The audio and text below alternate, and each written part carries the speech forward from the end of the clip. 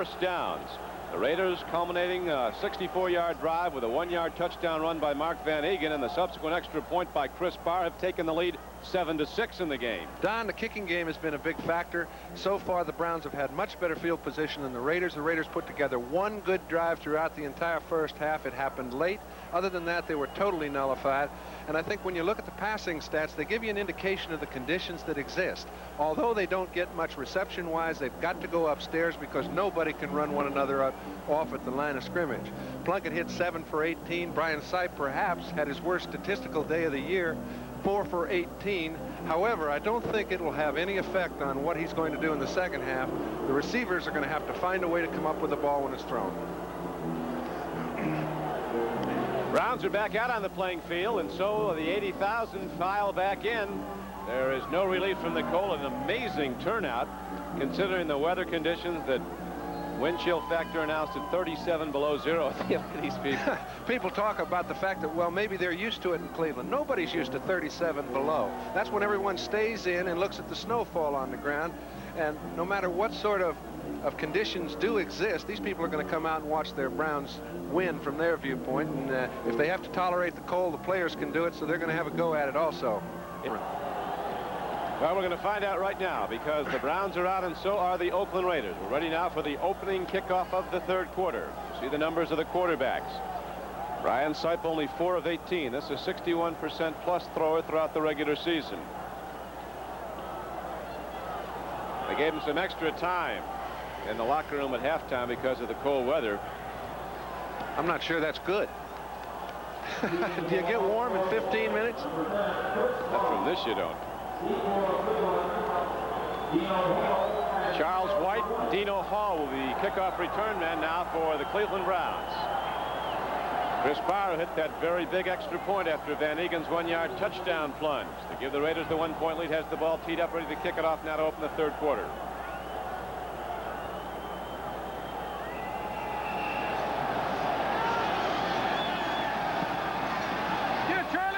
Barr's into it, and here is Charles White at the 20, 25, and all the way out to the 39-yard line. There's Charles White, the 1979 Heisman Trophy winner from Southern California. Todd Christensen made the stop for the Oakland Raiders. 14:52 left to play in the third quarter now, as we're ready to go at the first play from scrimmage. Oakland Raiders across their defensive front have John Matuzak at one end. Reggie Kinlaw is the middle guard. Dave Browning the right end. Hendricks, Millen, Nelson, and Rod Martin back the line. Lester Hayes and Dwayne Osteen at the corners. Mike Davis and Burgess Owens are the safeties. Brian Sipe setting up to throw on first down. Takes a look. Guns the ball down low. Did he get the ball? I think it was a one bouncer. They may give it to him, but it looked like a one bouncer from here. Ozzie Newsome is being credited with the reception, and the Raiders. That's a good break. You see Ozzie Newsome, who they've been trying to get to in the first half without any success, now gets in between the linebackers. You see the problem he's having coming into his pattern. Did that hit the ground or did it hit his hands? We know it bounced into his chest, but he might have had his hands underneath. 1st and 10.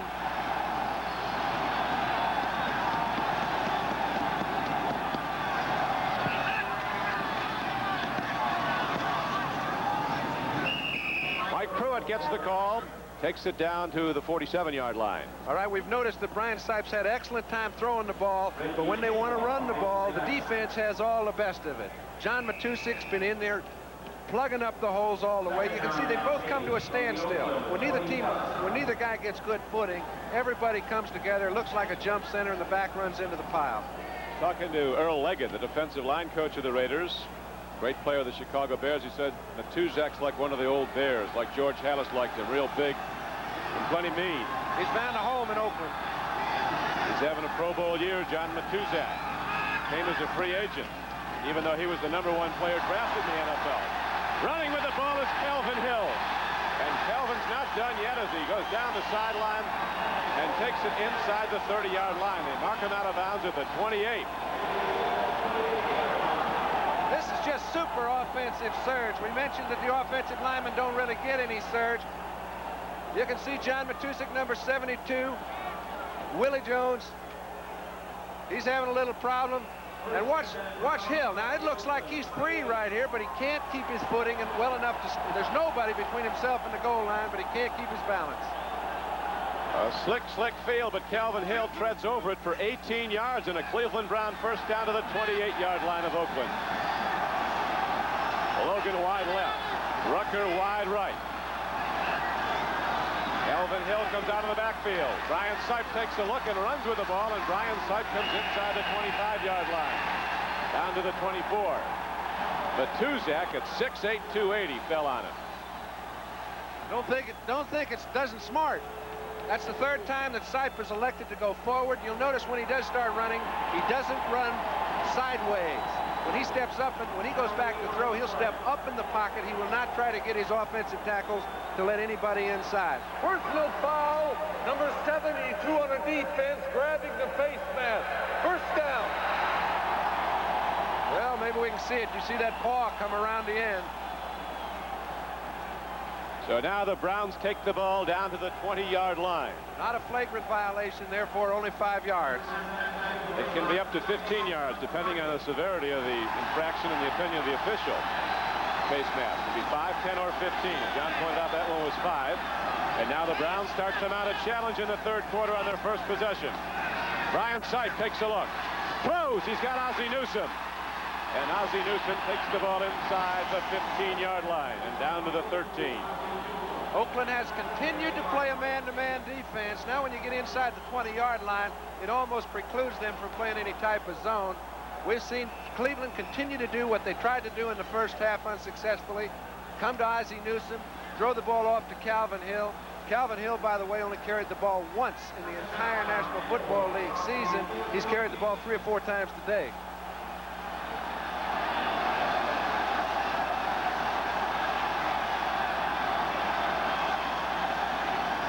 Second down and 4 for the Cleveland Browns. 13-yard line of Oakland. Pruitt, quick hitter. Didn't get much. Maybe a yard. That was all. Reggie Kinlaw, one of the quickest middle guards in pro football. Only 240 pounds, but he's so tough to block. One of the 42 Oklahoma players in the NFL. 2nd and 5 is a natural run-pass situation under normal conditions. Today, my pick is it's a throw-in situation. That is an interesting point, John. The strategy's completely changed. Defenses looking for a pass in a particular area. Everything goes out the window. Now you're not quite sure what anybody's going to do on offense, particularly an innovative quarterback like Brian Sipe. 3rd down and 3 now. 3rd and 3 for the Browns. Big down. Sipe is looking. Throwing to Logan. And Dwayne Osteen is right with him. They both head up into a snowbank. Good footing. The defense is all at the worst of it. Bad footing, one-on-one, Osteen and Logan. It looks for a sure thing. It's a perfect setup for a touchdown throw. Logan could not get his footing, could not come out of his pattern, could not get close to the ball. So now it's 4th down, and Don Cockcroft will try again. You'll recall in the first half he missed 2 field goal attempts and an extra point. Paul McDonald will hold.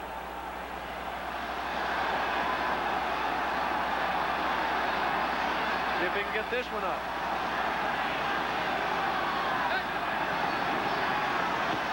He's got it up. Don Cockcroft drills it down the middle, and the Cleveland Browns take the lead.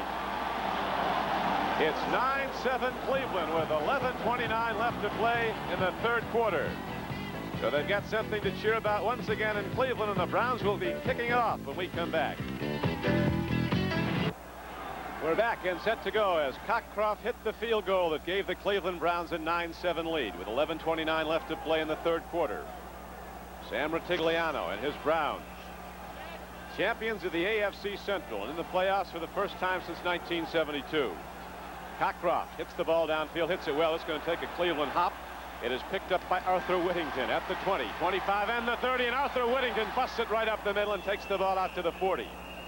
Don, I'll tell you what, the kicking game is such an instrumental part in both these clubs winning or losing. You'll notice the kicking game is really at a standstill. The ball is rock hard. They can't get it more than 35, 40 yards downfield. When they do, it gives the return team a chance to set things up. Both teams brought the kickoffs out to the 40-yard line. That gives their Look at this guy. Maybe he doesn't know where he is. Not cold now, baby, but try it in the morning. That's unbelievable. It's one of those at every ball game, Right up the middle on first down. The Raiders go to the run. Van Egan takes it across the 40-yard line out to the 43. Henry Bradley, the middle guard, made the knockdown. Marshall Harris, Henry Bradley, Lyle Alzado, the defensive front men for Cleveland. Charlie Hall, Robert L. Jackson, Dick Ambrose, and Clay Matthews.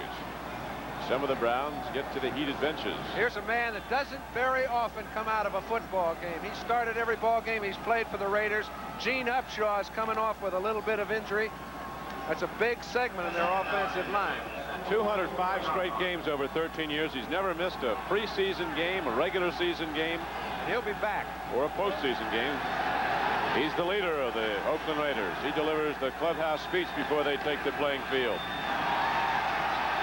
Running with the ball is Van Egan, but the Cleveland linebackers hem him in, and Dick Ambrose makes the knockdown. Robert L. Jackson out there trying to stay warm, pump up his defense. Dick Ambrose, we mentioned earlier, is the man that's generally in the right hole at the right time when you're running a draw play. This is a draw all the way. He never bites a lick, gets on Van Egan before he can get to the line of scrimmage. 3rd down and 6.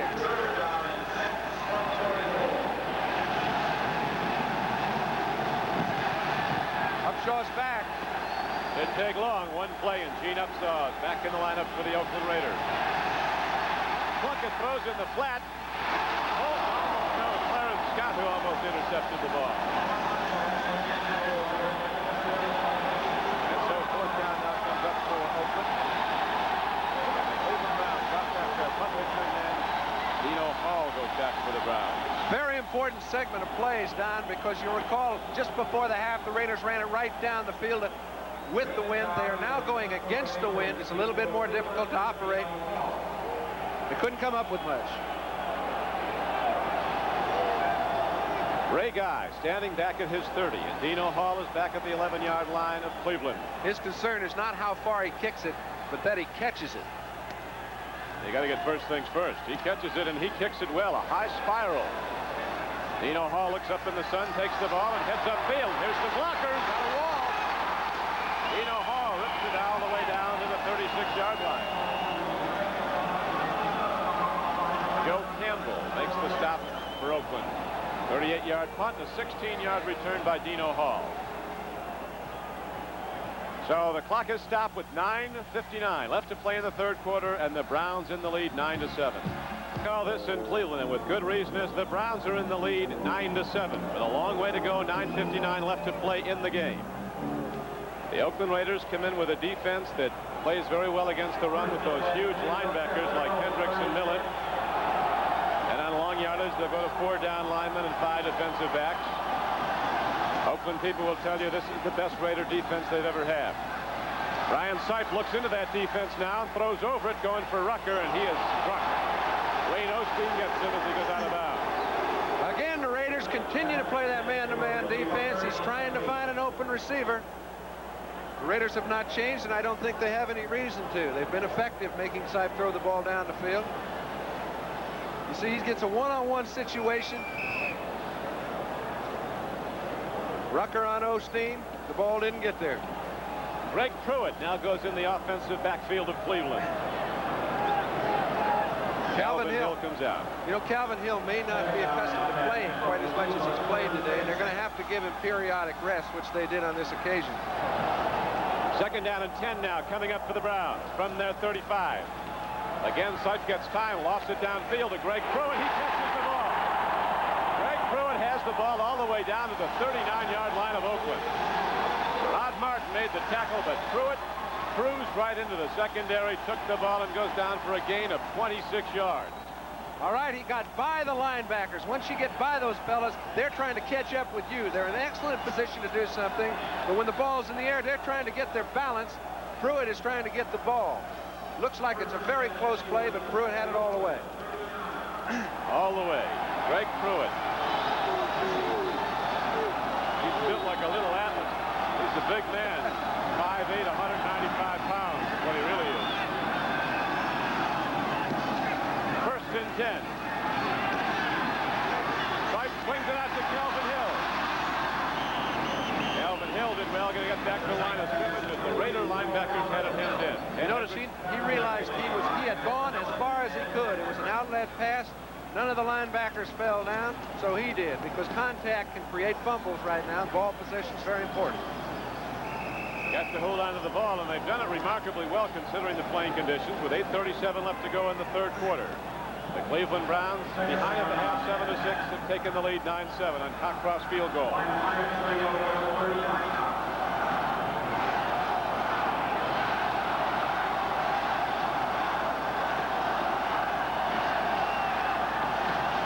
Second down and 10 now for the Browns.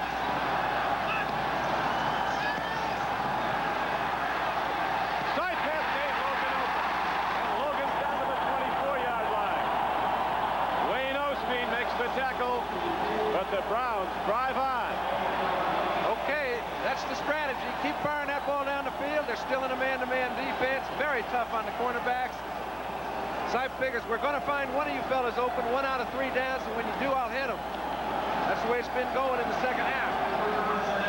You see, he's getting no pass rush. It allows his wide receivers to get down the field, get into their routes. Just give them a crack. Browns connecting much better now with their passing game. Sipe is getting the time, and the receivers are getting open. Here's Sipe throwing to the end zone. Reggie Rucker. Sipe's trying to get a call down. Sipe was trying to get a call. He did. When he threw the ball, he thought there was interference. He thought there was contact about 9-10 yards down the field.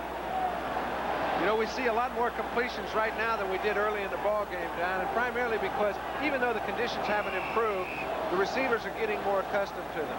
And when you do get accustomed to them, you know how fast you can run your patterns, you know how long it's going to take you to come out of them, and you know that ball's going to be like a brick. It's not optimum to be catching a brick, but if you know how heavy it is, at least you've got a better chance. Cleveland Browns have allowed only 23 sacks of Brian Sipe all season long. They said the primary game plan was we had to protect him because it's going to take time for the receivers to get open against the bump and run defense of the Raiders. Swing pass to Greg Pruitt, and Pruitt's inside the 20. Well short of a first down. On a 2nd and 10 play, he got about 5. You know what's helped right now is Sipe has pretty good footing. The rest of the fellas are having a little trouble. As a result, he's getting good time. He's getting a lot of momentum on his ball. Put it out there in the flat to Greg Pruitt. Mike Davis is in a very difficult assignment. He's got somebody one-on-one all day long. Your strong safeties are generally the fellas that are real good force men and good tacklers, and coverage is secondary. Over 80,000 packing Cleveland Stadium as the Browns now come up 3rd down and 5. They lead the game 9-7. The blitz. Browning was coming on the run, and Brian Sipe got rid of it. Well, that was a great play by Rod Martin. That was a little fooler play. They were waiting for the proper situation. Sipe was going to roll left. Browning forced him into making a move before he wanted to, and Rod Martin was all over Calvin Hill down the right sideline. Don Cockcroft finally connected. The last time he tried a field goal, it was a 30-yarder. Now he'll be hitting one from about 36 yards away. This is a long one. It's a real long one in these conditions. That is very true. The sun is shining brightly now at one end of the field, the open end.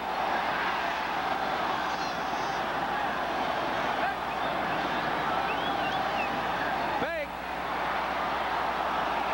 I think McDonald might have had a problem holding the ball. That's why he tried to do what he did with it. So the Raiders will take it over at their 28-yard line. Good break for Oakland.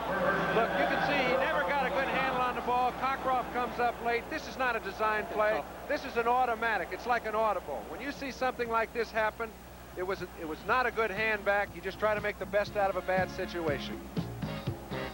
At home, someone might think this is no time for a fake field goal, but you can see McDonald trying to get control of the ball against his leg. It was a relatively bad snap. He didn't get full control of it. This is an audible that happens whenever things go bad. You can see Cockcroft tried to help out where he could. All to no avail. Raiders 1st and 10 on their own 28. If he kept it there and Cockcroft kicked it, it would have been blocked then and probably knocked way back downfield. You bet.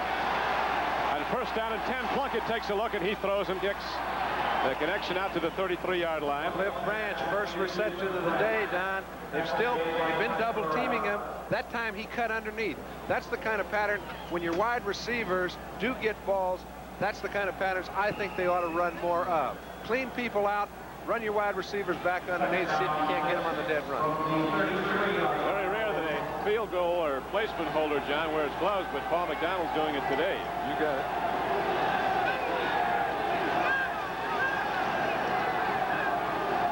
Second down and 6 now for the Oakland Raiders. They're down in this game 9-7. They go to the run, and there's nothing there. Kenny King worked his way into that big fence in front of the Browns, but there was nothing for him there. And so with 5:38 to play on the clock running in the third quarter, the Raiders rehuddle. Third down coming up. Third and 4. You know what's impressive to me is the way that the communication between quarterback and running back has not produced more fumbles than it has. Quarterbacks seem to have pretty good hold of the ball. Not predictable. Third down and 4 for the Raiders. Plunkett looking long.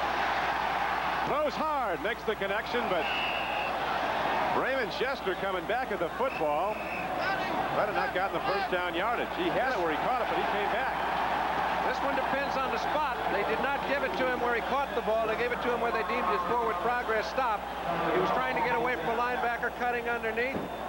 Charlie Hall had none of it, brought him down after about a 3-yard gain. And it looks like we've got another penalty, too. There is a penalty down to where the offensive backfield of the Raiders aligned, and the ball is set back to the 24. Here's Ben Bryant. Number 63. Got Upshaw holding, the left guard.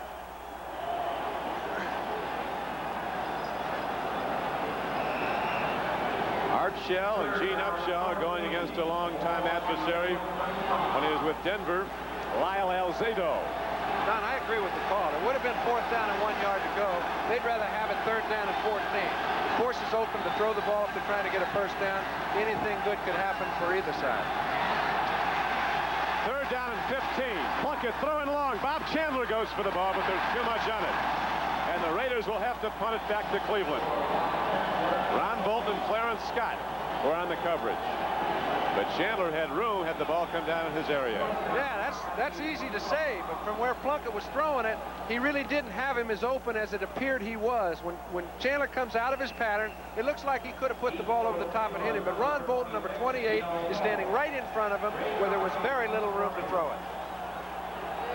Ron Bolton has 2 interceptions today already, 1 for a touchdown. Cleveland's only touchdown of the game. He ran it back some 42 yards. Dino Hall is back now for punt return for Cleveland. You'll notice everyone has a little different combination. Guys wearing 1 glove on, 1 glove off. Hits the ball downfield. Dino Hall has been a sure-handed guy catching these punts. Turns to the outside. He's been a good returner. Dino Hall's in open field for a moment. He shot across midfield and came inside the 45-yard line of Oakland, down to the 44. Ray Guy kept that one from going all the way, pal. That's right. He came in and got him himself. Well, you can see as it opens up how all the special team fellas are having so much trouble with their footing that if you get a wall formed, the guy's liable to go on forever. Guy makes the final play. They've got the ball with good field position. With Don Criqui and John Brody and Mike Adamle at the microphones, NBC's at Cleveland Stadium. The Oakland Raiders trailing the Cleveland Browns 9-7. 4:45 left to play in the third quarter. As wide to the left comes Dave Logan, and wide to the right goes Reggie Rucker for Cleveland. The Browns with a 2-point lead. 4:45 to play third quarter. First down for Cleveland. Ryan Sipe throws over the middle. He's got Dave Logan open, and Logan has the ball inside the 25-yard line and down to the 23. And you can just see it at the line of scrimmage sometimes. When Sipe was calling an audible, he called it because he was one-on-one with Osteen again. He heard Sipe coming to the audible. He was leaning over, specifically interested in hearing what he was saying. It's a pattern one-on-one. He's got all the time in the world to develop his pattern. When he does so, Sipe throws it well. I mean, both those cornerbacks are under an awful lot of pressure. 22-yard gain on the play. We mentioned how much time they have. You take a look at this offensive line. They're holding their ground. DeLeon's trying to look for somebody to help out with. Joe D blocking well. Back to live action now. Sipe time again. Now it ends. And Sipe doing very well to get rid of the ball before they got him. You bet. I'll tell you why it wasn't called intentional grounding. It's because the official, Ben Dreif, was trying to protect Brian Sipe. He saw Matusek had a hold of him. He wanted to see if anything went on, so he really didn't see the ball go down the field. Since he didn't see it, you don't call it. There's the defensive coordinator for Cleveland, Marty Schottenheimer. Brian Sipe is 31 years old, 6'1", 195 pounds, from San Diego State. Here come the pass rushers. Cedric Hardman, Willie Jones. Yep, the pass rushers are in for Oakland. Cedric Hardman, number 86, set to the right. Willie Jones, set to the left. Second down and 10 for the Cleveland Browns. See if he goes to the draw play. Sipe throws. Almost intercepted. Look out. Penalty markers come in. 3 of them. Osteen knew he was in a problem. He was trying to get over to Logan before the ball got there. He didn't know that Sipe was having a problem. He was trying to catch up with his man. The ball never got in the area, but he was all over the top of Logan. It'll give the Browns a 1st and goal just inside their 10-yard line. You know what's so tough from an Oakland standpoint is they've hit opposing quarterbacks something like 54 or 55 times throughout the year. They have with a great pass rush that has come right up the middle, which allows those 2 outside pass rushers to get to the quarterback. Well, today, the 2 fellas up the middle, Matusek, Kinlaw, Browning, these fellas can't get enough penetration to force Sipe into a problem. Offside, decline a penalty. Also, defense pass interference, accepted. First down. Very gratefully accepted. All right, we mentioned Osteen doesn't know where the ball is. He's trying to get to Logan any way he can. He knows he's in a hurry-up situation, trying to get to the ball. That's interference, folks. It was well illustrated on the replay. Our producer today for NBC, George Finkel, our director, Ken Fouts, as the Cleveland Browns have the ball 1st and goal. 10-yard line. Browns leading 9-7. Here's Greg Pruitt. To the outside, he eluded Ted Hendricks, then went out of bounds at about the 8. He eluded Hendricks, Donnie, but I tell you, they made the play because Hendricks forced him wide. Mike Davis finally ran him out. 3rd quarter clock, 3:40 to play in it. Oakland led at halftime 7-6. This is a big drive as far as Cleveland's concerned. They've had the best of it throughout the ball game except for one drive that Oakland put together. If they don't score here, they've still kept Oakland within a touchdown. Now, momentum has a way of shifting throughout the course of an afternoon. They've got the wind at their backs right now. They've got to capitalize. Right now, they have it 2nd and goal at the 8-yard line, almost the 7. Rutgers man-to-man again out here on the corner. Fumble. A fumble it was, and Brian Sipe, he'll dive into that buzzsaw every time looking for the loose ball. Might have come back up with it. If he didn't, Joe DeLamielleure did. I think Sipe did get it because he had pretty good footing. When he lost it, you'll see he just got the ball touched. It looked like Hendricks was going backwards, touched him with his long arm. Sipe did a great job to get to it along with DeLamielleure. A lot of contact in that area. A lot of those deals with a separated shoulder very easily. There's the array of footwear. They've been trying everything possible on a frozen field here in Cleveland. Whatever they're working with now, it's going a lot better because people are running their routes well. And Brian Sipe and the Cleveland Browns now have a 3rd down and goal from the 12-yard line. Sipe looks, he throws. Logan had it and lost it. Double team coverage on Dave Logan. Burgess Owen, the free safety, and Dwayne Osteen. Burgess Owens has had his work full, too. He's trying to cover the middle. And when you're a free safety without any footing, we see Logan beats Osteen inside, okay? Osteen's trying to recover. That's Burgess Owens who's slipping and sliding all over in the end zone. That could have been a touchdown except for pretty good recovery. That's ice down at that end. And that's what they fell on, and hard. We've had 2 players go into the locker room with concussions because of the fall when they hit the ground. It looks like that's what happened to Osteen on that play. Don Cockcroft. See what he was like in the regular season. No problem for the most part between 30 and 39 yards, but there's been one today. He does have a 30-yarder to his credit. It's been the difference in this game as the Cleveland Browns have come from behind, and they lead it 9-7. And the winner of this game, of course, will go to San Diego next Sunday to play the San Diego Chargers in the American Football Conference Championship game. Start time on NBC is at 430 with NFL 80. Dwayne Osteen goes off the playing field. The Raider pass secondary really improved when Dwayne Osteen took the starter job from Monty Jackson. Osteen is a third-year player from San Jose State. Cockcroft setting up for another 30-yard drive. You recall the last attempt, the hold didn't work. Paul McDonald had a run with the ball.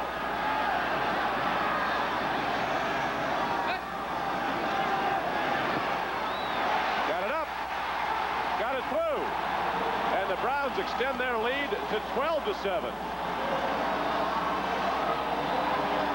Very good hold, I'll tell you. We saw McDonald come in with 2 gloves. Some are playing with 1. He gets total control of the ball. We'd say, hey, anybody can suck it up and play without gloves if you're only in once in a while. He feels he's got a better edge wearing them. It went through 12-7. And Ratigliano's Cleveland Browns have opened up a 12-7 lead after they trailed by a point at the half, 7-6. We have a long way to go, though. 2:40 left to play in the third quarter. As the Cleveland Browns had the ball teed up, Don Cockcroft now with 2 30-yard field goals in this game. And back deep to receive his kickoff. Keith Moody and Arthur Whittington. And not too deep. No, I'll tell you. They've been getting that ball out to the 40, and that's when things haven't broken. If they break, they could go a long way.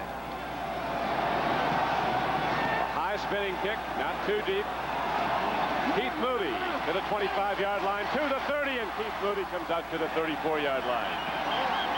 There the Raiders will go on offense, 1st and 10. McDonald Oden came down to make the play on special teams for Cleveland. Let's keep in mind, Don, the Browns have really controlled the football offensively as far as this game's gone. It's still leaving the Raiders within 5 points. In 3 minutes, little less than 3 minutes, as we're getting down to the end of the third quarter, they reverse ends, and the wind is going with the offense. Less than 2,000 no-shows at today's game. Jim Plunkett takes a look, throws, and it's almost taken in by Cliff Branch, coming back at the ball, but he lost it. Branch was running the deep patterns earlier. Now he's been going out 20 yards a lot of times and coming back at the ball. Sure, he ran deep, and then he came back at the ball, Don, but it's so hard to run that type of pattern. You see Ambrose is getting way back in the area. Branch is trying to come all the way back to make a fine reception for an 8-yard gain. But remember, when Ambrose is that deep, if you just lay it off to a back, he can pick up the same yardage. Jim Plunkett has thrown 22 times, has completed 8 for 75 yards. And intercepted twice, and he fumbled once, dropping the pass. Kenny King was way downfield for the Oakland Raiders. Clinton Burrell was the closest to the ball when it came in on the 1 hop. And so the third quarter clock now is stopped with 2:14 to play. And the Browns in the lead 12-7. Last time they played last December of 79, a year ago December. Oakland won that game 19-14. Tom Flores has 2 Super Bowl rings. He got one as a backup quarterback with Kansas City in Super Bowl IV, and also an assistant coach with the Raiders when they won it in 76.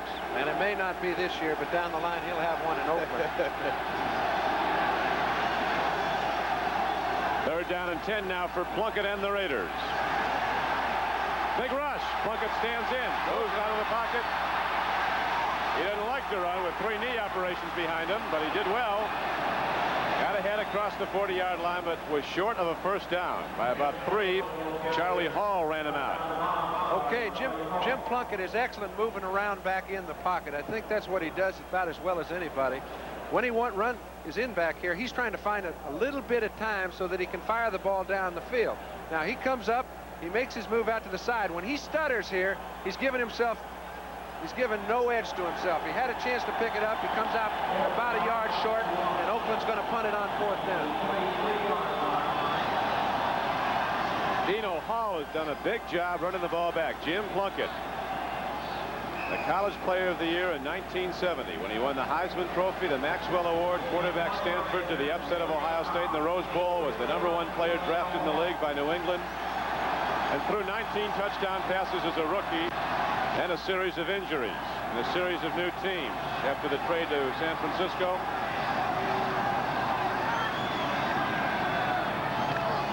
Ray Guy steps into the ball and hits it hard. Dino Hall loses the handle, picks it up, and gets to the 23. Dino Hall has been a very effective Cleveland player today, returning punts. Now the Browns come out with 1:53 to play in the third quarter. That's a heated bench. These were hauled in from Philadelphia. The Eagles were using them yesterday. Still not warm enough. No empty spaces on that hot bench, though, either side. Those seats are at a premium. Handoff goes up the middle.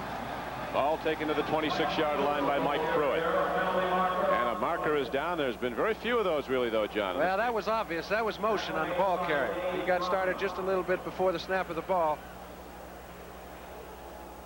I'm amazed that there have been as few penalties as there have been called, Don, because you can do anything wrong and not even know why out here today.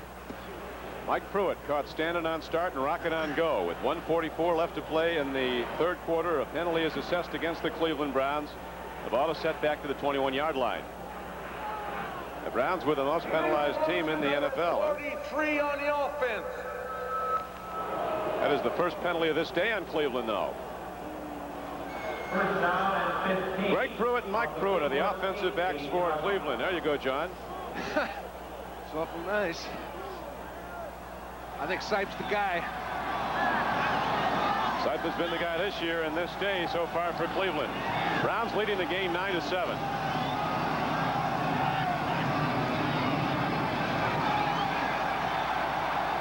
Greg Pruitt turns the corner, gets out of bounds across the 25-yard line. It's 12-7 for that last 30-yard field goal. 1:39 left to play. Browns down at the half, 7-6. They initially took the lead 6-0 on a 42-yard interception return by Ron Bolton.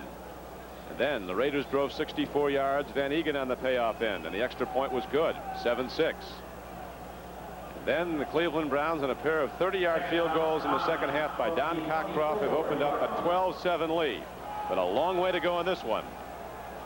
All right, we've got Feature out here on the wide side again, man-to-man with Osteen. Burgess Owens tries to help some, but I think it's a blitz. Hardman's in, so's Willie Jones. The pass rushers pinching from the corner. They go to the power sweep, and Greg Pruitt comes across the 25-yard line on 2nd down and 9. Got about 3. Mike Pruitt led the blocking. It was a blitz, Don, and you couldn't have a worse run called against a blitz situation. You've got everybody up at the line of scrimmage. They're stretching everything out wide. There's no holes open up. You can see they picked up 2 or 3 yards. Ball out now to the 28-yard line. 3rd down and 5 coming up for Cleveland.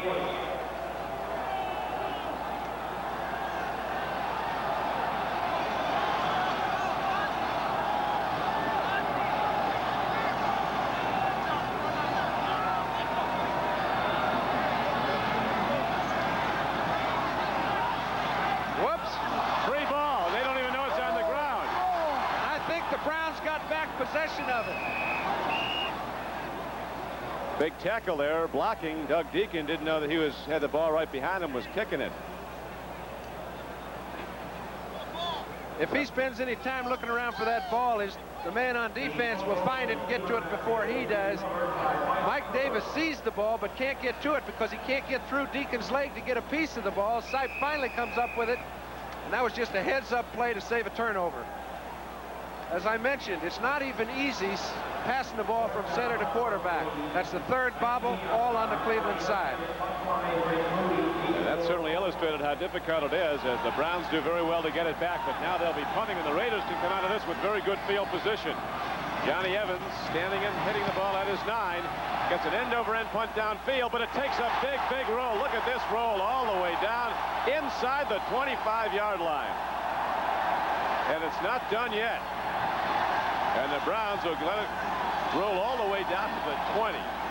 Okay, we discussed the importance of the kicking game. 61 yards. Just the misplay of a short kick, which would have given the ball somewhere around the original line of scrimmage, the 30, 35-yard line, their own. Gets them back to their own 20. That's a 45-yard miscue. He couldn't make the play. He was a little bit too deep on the punt. Went end over end. Cleveland got a break, and they forced Oakland into a hole. 61 yards, his longest punt of the year, with 3 seconds left to play in the third quarter. So the Raiders come out, the ball right at their 20. When it looked like they get good field position, they now are 80 yards in the Cleveland end zone. Daube gives the snap to Plunkett, who looks and throws to Kenny King. Going outside, Clay Matthews gets in. You don't go wide in these Browns, or not very often. Their linebackers can run. It's about the only way you can go wide, though, Don, is throw a little quick screen, throw something, get the ball in a pass play to one of your backs, hope he can find a hole as we end the third quarter. The score is Cleveland 12, Oakland 7. We'll be right back after these messages from your local station. Nothing moving on the waterfront of Lake Erie today, but there's plenty going on in one of the famed ball yards in the National Football League, Cleveland Stadium. The chill factor 30 degrees below zero. This is Don Criqui with John Brody as we're ready now for the start of the fourth quarter. Jim Plunkett and the Raiders with a long way to go. They have second down and 11 from their 19-yard line, and Cleveland is in the lead 12-7. Hand off to Kenny King.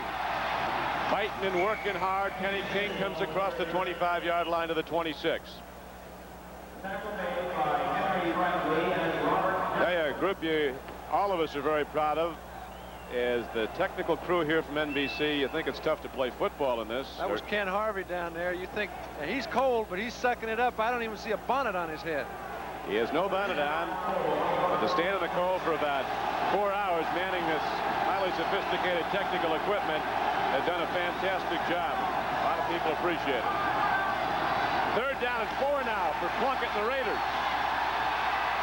Look at that. Underhand he goes to Mark Van Eegen. He's got a first down and more as Jim Plunkett gets innovative, shuffles the ball underhand to Mark Van Eegen, and the end result is a first down out to the 39-yard line. I tell you, innovative is underestimating it because he was looking for survival. He's waiting for somebody to get open downfield. Van Eegen uses his head, slides off the block, puts himself in a situation where he can pick up the first down by eluding one linebacker. He does, and it's 1st and 10 Oakland. All right, look at Lyle Alzado mentioned how tough it is against Art Shell. They're trying to play games, anything to get in on the passer, to no avail. 13-yard gain on that pass play. Now on first down, Plunkett throws in. Branch comes down with the ball. And now the Raiders have crossed midfield. And in the cold of Cleveland, they're down to the 42-yard line with 13:28 to play. Again, now he throws it underneath. Branch has been double-teamed most of the day. They've been rolling in a zone to his side.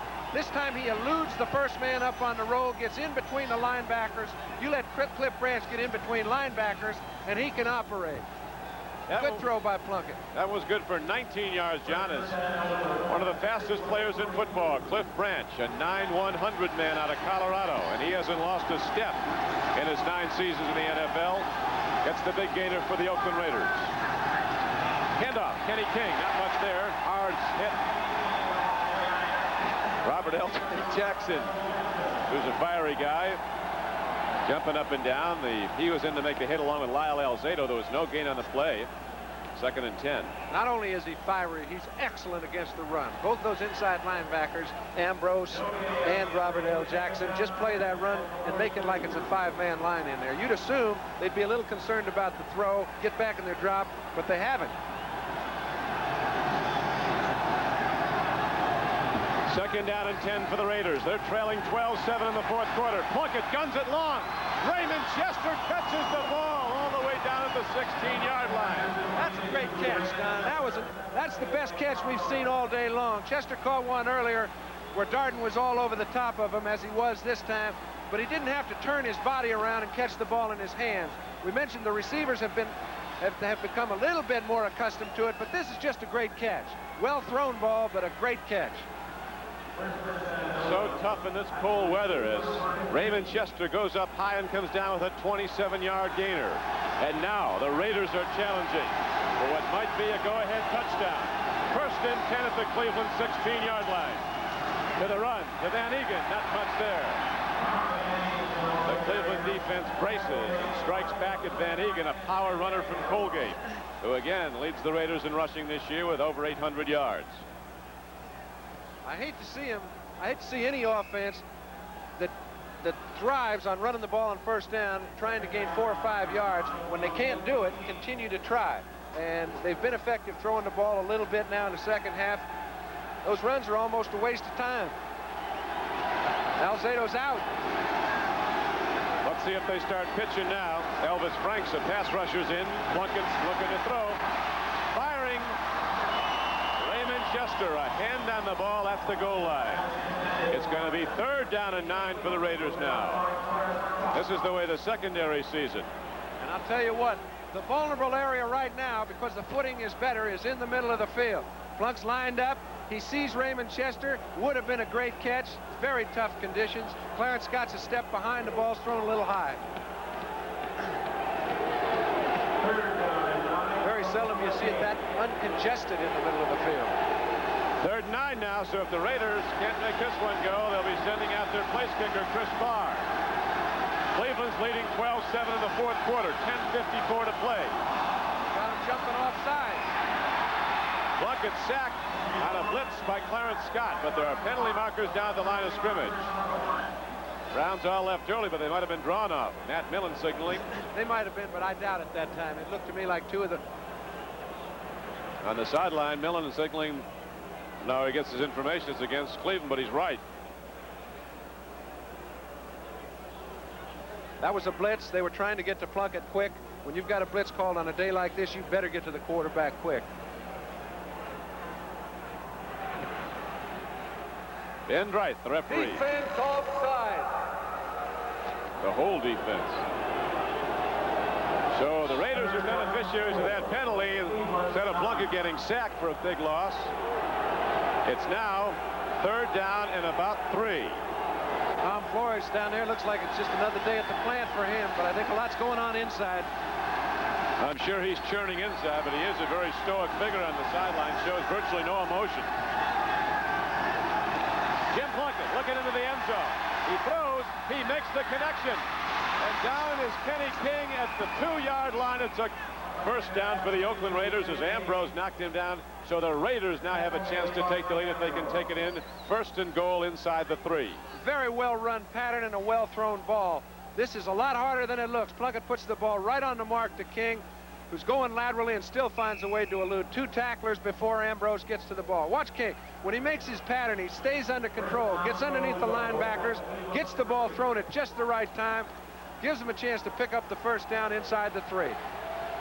And we're going to take another look at that. You see Clay Matthews just missed him. Those are important misses. These are tough yards, though. Here's Van Egan putting his head down close to the goal line. The clock runs inside 10 minutes to play now. 9:55 left to go. Cleveland leading by 5 points. But the Oakland Raiders almost down to the Cleveland goal line.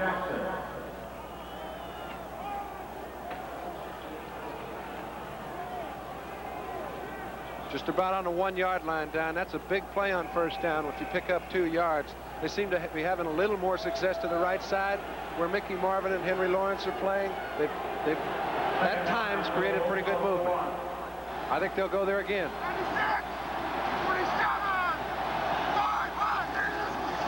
Van Egan. No signal. He didn't get there. The Browns hold again. Their defensive line stops the run again, and now it'll be 3rd down and goal. Coach Flores. Don, again, you get the feeling. Now watch the offensive line surge. You'll see very little of it. It comes to a standstill. You're just trying to find any crack you can. They went over Marvin and Lawrence again with Dalby helping. Everybody got knocked up or knocked down. They settled on the 6-inch line. And now Jim Plunkett wants some counsel from the sideline. As we have 3rd down coming up, the nose of the ball almost at the goal line. 9:26 left to play in the game. We'll be back at Cleveland after this.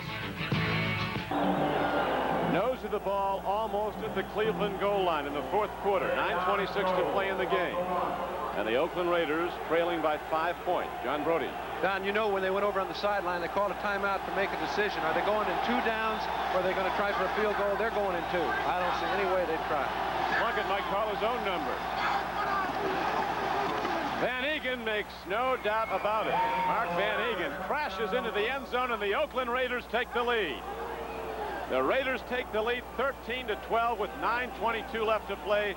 Van Egan with 2 touchdown runs from a yard out.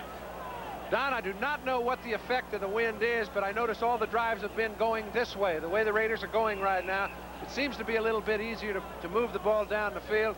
We mentioned that Cleveland was getting the best of it early in the ball game. They did not turn any of their plays, their drives into touchdowns.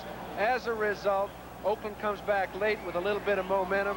Now they've got the lead 13-12 and the right direction. Statistician Steve Dans pointing out that one was an 80-yard drive in 12 plays. Chris Barr tries the point after. He makes it go. And so Barr with his second conversion after a second Mark Van Egan touchdown run, and the Oakland Raiders have 14 points on the board and a 2-point lead with 9:22 left to play. The Browns get the kickoff when we come back. For a second time in this playoff game, the Oakland Raiders have come from behind, and now they lead the Cleveland Browns 14-12 with 9:22 left to play in the game. Chris Barr kicks a short kickoff. Fielded on the second hop by Dino Hall. He's been a great player today for Cleveland, and look at Dino Hall take it out across the 40 to the 41-yard line. Chris Barr, the kicker, finally got him. This Hall's had a big day for the Browns. Sure, he had a big day, and I'll tell you what, the kick looked as if they might get lucky. It depends on the bounce, but look at the kickoff team in the center of the field. Generally, they're selling out. They're going all out, trying to create any sort of action they can to let their pals recover for them. Now they're backing off at the 30-yard line, trying to keep from allowing any hole to develop. However, it does. They can't get their footing. Hall finds a hole, almost breaks it for even farther. 24-yard return of that kickoff by Dino Hall. The Browns know how to come back, though. They've come back all year. They lost their first 2, 3 of their first 5. Then they ran off a 9-win and 2 mark the rest of the regular season to win the AFC Central. Now they have to come back again. Sipe throws long. Pruitt cruising over near the ball, but it's out of bounds. Ryan Sipe went down. Matt Millen came on a blitz. They're going to try to blitz him a little bit more, because playing that man-to-man defense, you don't help yourself by dropping your linebackers into the pattern when you're leaving a one-on-one situation out at the corner. So they're going to try and get to Sipe any way they can. Very difficult with the down lineman getting to the quarterback because of the footing. But if you can fool somebody and break a linebacker clean, you can disturb his pattern. That was what they were concerned about, giving Sipe enough time, because the bump and run takes a little while for the receivers to free themselves. Sipe looks, throws an out pattern. Greg Pruitt going for the ball. It's going to be 3rd down.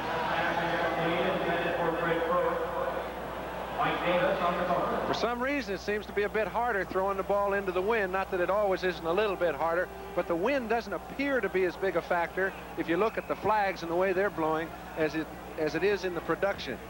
Neither team's moved the ball very well, going from left to right.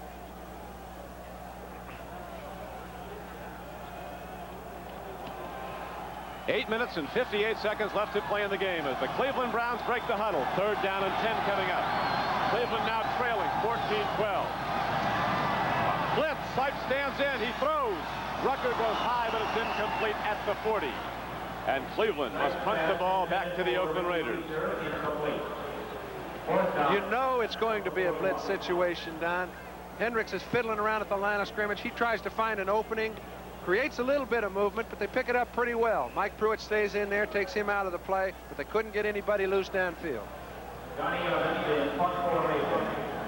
You remember Johnny Evans' last punt with the big roll, 61 yards. His longest of the season. And Raiders have a couple of guys back now.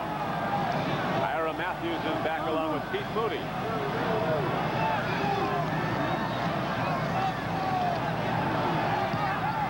High punt. Fair catch is signaled for and made back at the 27-yard line. Keith Moody gets the ball for the Raiders, and the Oakland offense comes back out. So the game clock shows 8:45 left to play. And the scoreboard shows the Oakland Raiders in the lead 14-12. They'll be back at Cleveland in a moment. This is Don Criqui with John Brody back at cold Cleveland, Ohio, where the Oakland Raiders have taken a 14-12 lead over the Cleveland Browns with 8:45 to play now in the 4th quarter. You won't be seeing this next week in San Diego. That's Lake Erie. And you can walk all the way to Buffalo right now.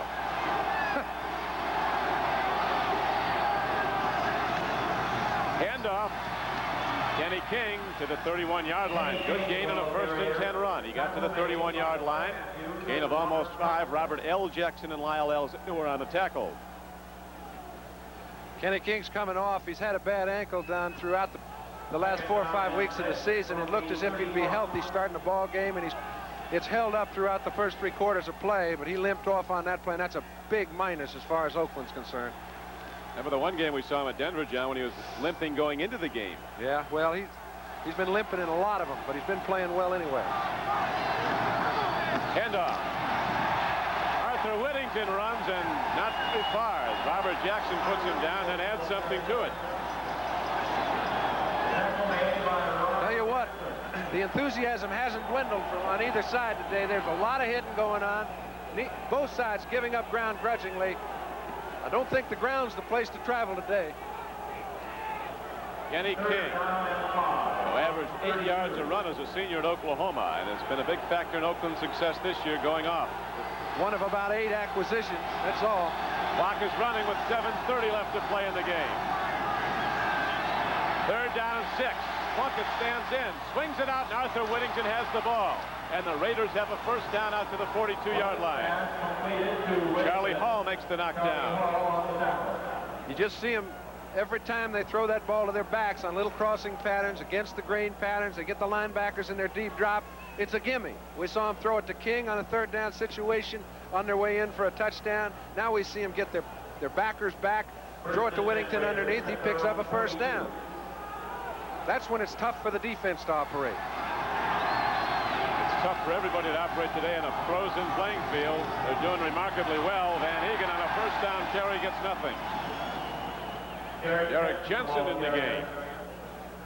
In my opinion, I don't think Cleveland respects the throw on first down. They know that Oakland's tendency is to run the ball every time they have a first down, unless they throw it deep. Well, you can see Andros is jumping in that hole again, as he's done all afternoon, and it's almost impossible to blow people out of there. Clock continues to run, 6:20 to go. 6:20 to play in the game. The Raiders holding to a 2-point lead, have it 2nd down and over 10. Lost about a half yard. Plunkett getting more time, looking to run. He's going to get hammered. And coming up to get him is Elvis Franks, a rookie from Moorhead State.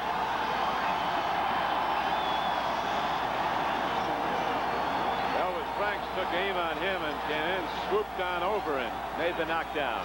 All right, it looks like, hey, Jim, come off to one of your halfbacks. But if you watch closely, you'll notice both of his backs are in there trying to help him block. He's got 3 wide receivers down the field. He's trying to wait for one of them to break open. Gets plenty of time to throw, but he has no one to lay the ball off to. Nobody at all. And now 3rd down arises, so the Browns, unless the Raiders can hit the big play, will get it back on a punt. Clock running, 5:50 to play. Oakland 14, Cleveland 12. AFC divisional playoff game. Now we have a timeout called. Those timeouts could loom large down the line. Both sides. One yes, sir. Now they have 1 left. So, with 5:45 left to play in the game, the Oakland Raiders call a timeout. They'll have it 3rd down and 18 when we come back.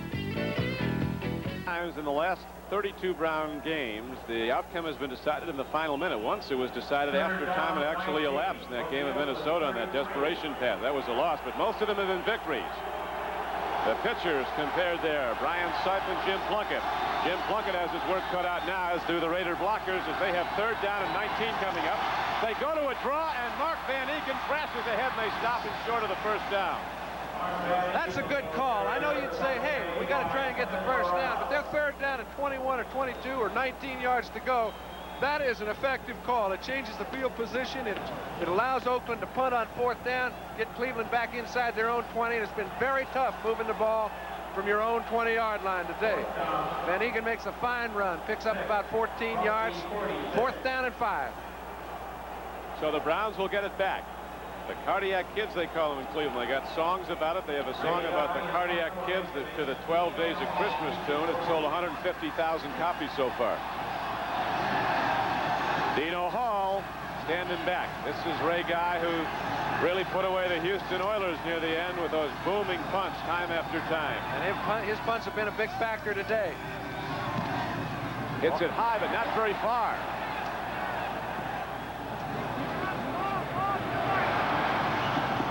He's got to talk to Johnny Evans. Evans gets his to take a big hop. It's like playing in an ice cone with a 150-degree compression ball. It just doesn't come off your foot. Not very well has it come off the feet today. Next Sunday, January 11th, the San Diego Chargers meet the winner of today's game for the AFC Championship.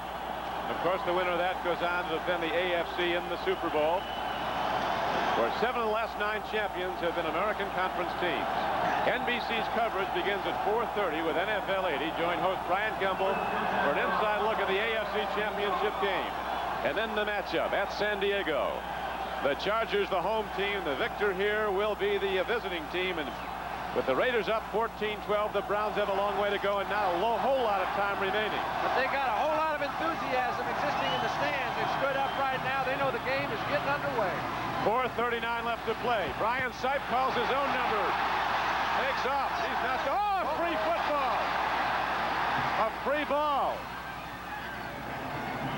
Lester Hayes again goes up in the air about 10 feet, so that means the Raiders have the ball. Don, you just know there's a chance of a turnover when a quarterback has to run the ball and cannot find an area to get out of bounds. 3 or 4 times in a ball game, if you get away with it, you're fortunate. Here comes Hendricks trying to put some pressure on Sipe. Henry Shepard has him patrolled. The problem was Reggie Rucker fell down just as Sipe was trying to hit him. That's the only option he had left, and that ball went popping. Burgess Owens, who came to the Raiders for a 6th-round draft choice from the Jets, where he'd twice been a Pro Bowl player. I don't know who hit him, but there was quite a collision in there.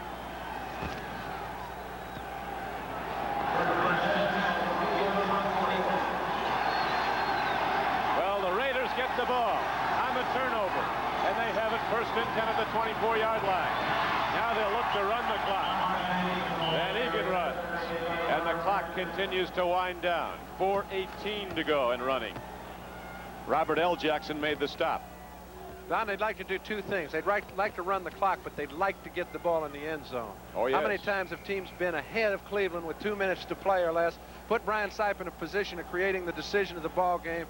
And there's something about the last 2 minutes. Things seem to go right when they're playing in Cleveland Stadium. So if you're Oakland, you got 2 considerations. Report from the sideline, John, and Lyle Alzado leaving the game. He has the flu and had to go out. 2nd down and 9. Here's Van Egan. Thundering runner takes it down to the 16-yard line. That was a big 7-yard gain, my friend. He got it to within 1 yard of a 1st down. There's 3:30 left to go in the ball game. That keeps the clock running, gives them an excellent chance to pick up a 1st down on 3rd and 1. Van Egan's been a money back. He said he might be unknown in certain places, but he knows he's not underrated in the National Football League. For 5 straight years, he's been the leading rusher for the Oakland Raiders, a number 3 draft pick back in '74 out of Colgate. The only Raider ever to rush for 1,000 yards per season for 3 consecutive years. He had some injury problems this year. Got up to 838. So in the playoffs, he's going to be a 1,000-yard rusher for the year, counting all the games. And he's the money rusher for the Oakland Raiders, as now they have it 3rd down and 1, and right back to Van Egan. Mark Van Egan takes it into the middle and gets it down to the 14-yard line. Boy, it's very close to a 1st down. Just depends on the spot. 2:50 to play. Raiders think they have the 1st down. This is when 1st downs become all important, and I don't think they got it. Looks like they spotted the ball about a foot short.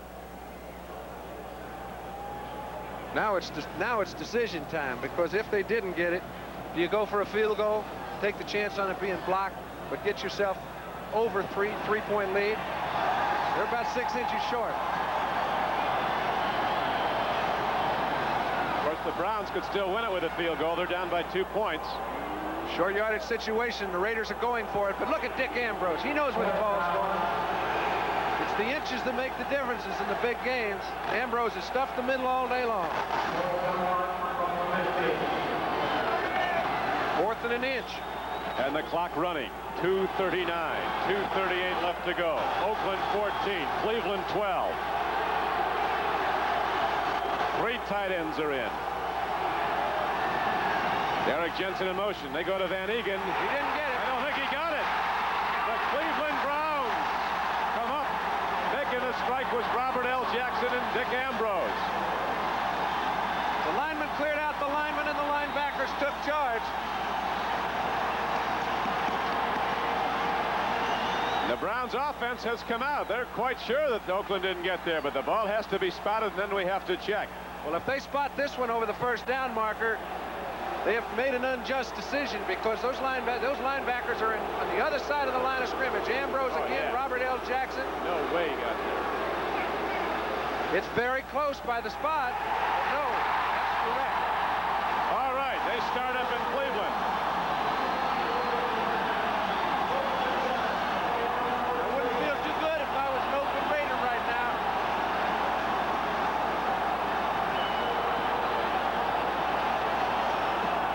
They are ready for another Cleveland Brown finish. Fasten all seatbelts.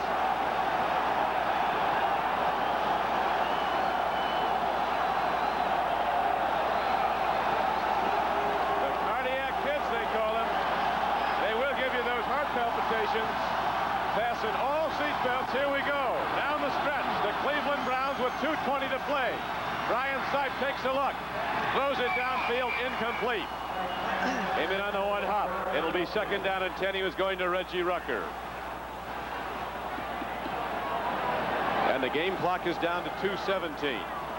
We've mentioned what a difficult job both cornerbacks have had all day long. Dwayne Osteen and Lester Hayes. They've been put in one-on-one situations all day. Go along with Mike Davis. Now they're in a 5-back defense, but these fellas have had to play those wide receivers for Cleveland man-to-man all day long. Sipes had plenty of time to throw. Whatever way it goes, it's been a heck of a performance on their part.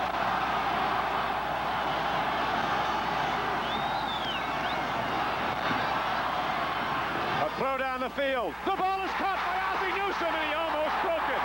Ozzie Newsome gets out to the 44-yard line, and on second and 10, the Cleveland Browns get the big gainer, and the clock winds down to 2 minutes. Don, anybody can fall down in conditions like this, but watch Sipe hang in there. You talk about great quarterbacks. He got absolutely level, but still had an ability to get the ball off down the field to Ozzie Newsome. We mentioned one-on-one coverage. Otis McKinney falls down, but watch this play. To get a hold of Ozzie Newsome, he saved the touchdown. That would have put Cleveland on top. Instead, they've got good field position, but they're 2 points down. 30 below zero in Cleveland, Ohio, but the heat's on now. 2 minutes left to play, and the Cleveland Browns on a 29-yard pass play have the ball out to the 43-yard line. John, what about the strategy of Oakland? Okay, you can say, why didn't they go for the field goal? They were not automatic. They've made about less than 40% of those tries. They know if they can keep the ball, they can then run out the clock. If not, they have to kick off. Field position would have been good, and Cleveland still has to score. They had to move it just as far to kick a field goal as they would have had to make a touchdown. Sipe lets it go long and overthrows Greg Pruitt. You know, so often, Don, you get into strategy situations and you don't take the field conditions into effect. It would have been a very safe choice for Flores to say, okay, kick the field goal, and then we're taking the safe way out. We can grab ourselves a 5-point lead, which wasn't automatic. But if we can make 1 inch, we can gain control of the ball, run the clock down, and then we'll put the icing on the cake. I'd say it would have been easier to pick up an inch than kick a field goal in that situation, so I've got to agree with it no matter which way it comes out. 1:54 left to play. 1:54 left to go. The Cleveland Browns come out. Second down and 10 at their 43. And they trail 14-12. Sipe hemmed in, grabbed by Big Bear John Matuzak. They blew it dead at the 45, so it's going to be third down and about 9 now. I would expect them to call a timeout. They've got 3 remaining. That's 2 of them. They do. 1:48 left to play, and the Cleveland Browns signal for and are allotted a timeout. You know, Don, so many times the team will ask, and I've mentioned that Oakland has been playing bump and run, man-to-man defense all afternoon. It's the personality of Oakland to do that. Lester Hayes is one of the few fellas that can nullify a receiver in a bump and run and still be quick enough to catch up with the ball after it's thrown. And for them to go in a zone at this point would be totally against their personality and make it very tough. They're still keeping a free safety back there. They figure that's the way to operate. They didn't take a timeout. 1:24 left to go. Third down and 10. Sipe throws. Incomplete. But there's a penalty marker down. And it'll be a first down for the Cleveland Browns at the 44-yard line. Reggie Rucker was interfered with. And you can see the two officials saw the play simultaneously. One of them thought it was a penalty, one of them didn't. The flag was thrown. He had a perfect angle on the play. Looked to me as if Osteen got away with a little something. Those fellas are watching close.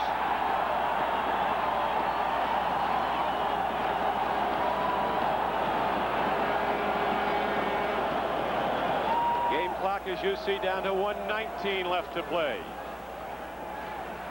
The season ends for either the Cleveland Browns or the Oakland Raiders. Illegal contact, number 35. That's 5 yards and a first down. He bumped. Dwayne Osteen bumped and ran a little bit farther downfield than you're allowed to. What he did is he waited on him, Don. He waited on him down about the 10-12-yard line. Was going to jam his route and made contact, and that was the call. It was not interference. Contact down there at 10 yards. But the Browns would have come up with 4th and 10 had that penalty not come down. Now they have it 1st and 10 at their 49-yard line. 1:19 to go. 14-12 Oakland. Monty Jackson in the ball game for the first time. Sipe stands in, throws. Greg Pruitt caught the ball inside the 30. Greg Pruitt, who's had an injury-troubled year, the great back from Oklahoma, goes down the field and goes up in the air and comes down with the ball at the 28. They're picking the vulnerable area. They've got Osteen in the middle of the field playing man-to-man on a back.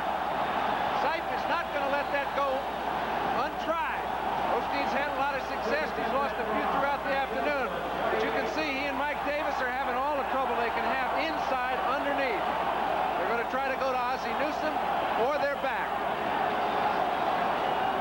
Greg Pruitt's caught 5 balls today for 37 yards. That was the biggest one, as the Browns now have the ball at the 28-yard line with 1:12 left to go. Cleveland trailing by 2. Sipe looks at a blitz, lofts the ball up. Ozzie Newsome catches the ball, but he's ruled out of bounds at the 20-yard line. And the game clock is down to 1:06 to play. And something. It is. It's almost expected. When you see the Browns with the ball at home with 2 minutes to play, this game is just getting underway. 2 points down. Field goal is not a certainty if you get it within the 10-yard line. You can recall they missed an extra point. They've missed 2 field goals from close range going the exact same way they're going now. If they have a chance, they're going to try to get it in the end zone. 2nd down and 10 coming up for the Cleveland Browns. Rucker and Dave Logan deployed wide to the right. Newsome is split out to the left at the top of your screen on 2nd down and 10. A draw play to Mike Pruitt. He's inside the 20-yard line. He's down inside the 15-yard line. He's down to the 9-yard line, the 14-yard line. And he has a first down for Cleveland. Big call and a big result. They call timeout. They've still got 2 left, though. 56 seconds left to play. What do? You run the ball in the line and think Cockriff can go down the field, kick it from 30 yards. They've got 2 timeouts left, but really, Don, in my opinion, they better try and score it. Sipe will throw it in the cheap seats if anybody's covered, but I think it's easier to complete a pass than it would be to convert a field goal. Short field goal attempts are no good deal today in this cold. Don Cockcroft, 2 of 4 today. If you're an offensive quarterback, I will not pry Lester Hayes, though. They've done that a couple times and come up empty, and Lester's come up with the ball twice on interceptions. Don Cockcroft, a 13-year veteran.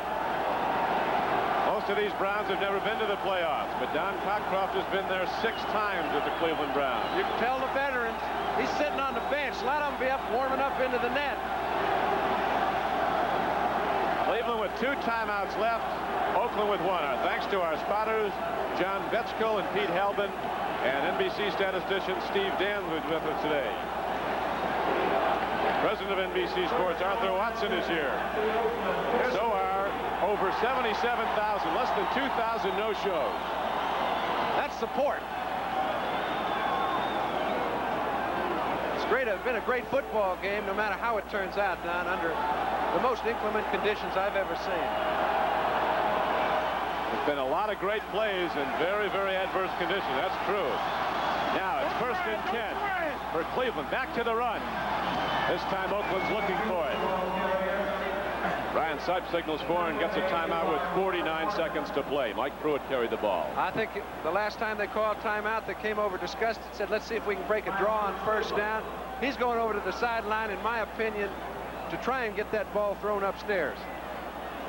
That end of the field has had sunshine on it most of the day. There's a little less frost on it than the other end, the closed end, where there's a lot of ice down there. Well, we've seen one ball mishandled for an for a fake field goal. We've seen 2 balls missed on field goals. We've seen an extra point hit the uprights, and I haven't seen anything go through down there. 49 seconds left to play in the game. The Browns, Brian Sipe, Sam Rutigliano. What a combination they've been. Sipe was on the bench when Rutigliano came here. Rutigliano waiting a long time to get his head shot. Peter Hadhazy, the general manager of the Cleveland Browns, told Art Modell when he was interviewing for coaches, he said, save yourself a lot of time interviewing. Talk to Rutigliano first. I think he's your guy. Yep. All right. They've got Cleo Miller in the ball game for the first time in quite a while. He's an excellent blocker, and that's why they've got him, so I don't expect him to throw the ball. I'm sure the discussion took place. Sam's elected to get as much as he can on the ground, I believe. Right up the middle. 49 seconds to go. Wrong. Into the end zone. Was it intercepted? I think Oakland got it. Oakland intercepted the ball. Michael Davis is the man that picked it off. That's just a great play at a very critical time. It even looked like Newsom might have come up with it. The Raiders didn't believe it for about 5 or 10 seconds. It was a one-handed stab. He was one-on-one with Ozzie Newsom. How he came up with that ball is a miracle. 41 seconds left and the Raiders intercept. And they might have iced this one, no pun intended. Newsom he thinks the ball's going to get to him. Okay, here's Davis. All day long he's been one-on-one with a free safety, but so what? You're not going to get that much help because he can't get started. Newsom's trying to run his pattern. Davis cuts in front of him, picks the ball off. That's just a fantastic interception. It really was. Mike Davis intercepts. Lester Hayes had 2 earlier. And 41 seconds are now separating the Oakland Raiders from the AFC Championship game next Sunday at San Diego. 37 seconds left, 36. Browns call a timeout. 36 seconds left to play. NFL report is next. We'll be talking to some of those Oakland Raiders. If they prevail in this game, and right now the odds are greatly in their favor after the brilliant interception in the end zone by Mike Davis, strong safety in his 3rd year out of Colorado. I'll say they're in their favor. All the quarterback has to do right now is fall down on one knee. The Browns have 2 timeouts left. That is not enough to stop the clock from running off 36 seconds. And I'm sure that Sam Rutigliano is going to be in a position of catching a lot of flack because he didn't go for the safe decision, which would have been to try and put Cockcroft on the spot to kick a field goal. But in retrospect, I have to agree with him. Brian Sipe, I think, had as good a chance to throw a touchdown pass as he did for Cockcroft to kick a field goal. Now, that's up for anybody's conjecture, and it's easy to have 20/20 vision after the fact. But in fact, if he had his decision to do it over again, considering the outcome, obviously he'd have a go at the field goal, but he doesn't. That's what put head coaches on the spot. He's been right an awful lot of the time. This time it didn't work out that way. Well, the Browns are here because of Brian Sipe and the year he's had, but now the Oakland Raiders coming up, as the Oakland Raiders have done so many times over the years. In the big games, they're so tough to beat. The winningest consecutive years franchise in the history of the league. 16 straight winning seasons at Oakland. And now the wild card Raiders, as the clock winds down inside 20 seconds, are ready to head to San Diego in the AFC Championship game against their arch rivals from the AFC West, the San Diego Chargers. And you'll see that next Sunday, beginning at 4:30 here on NBC.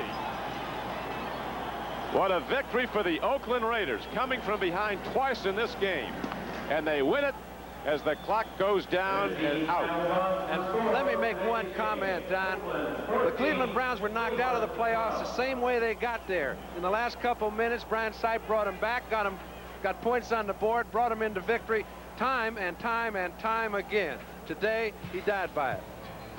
We'll be back at Cleveland Stadium with the Oakland Raiders, the 14-12 victor, right after this.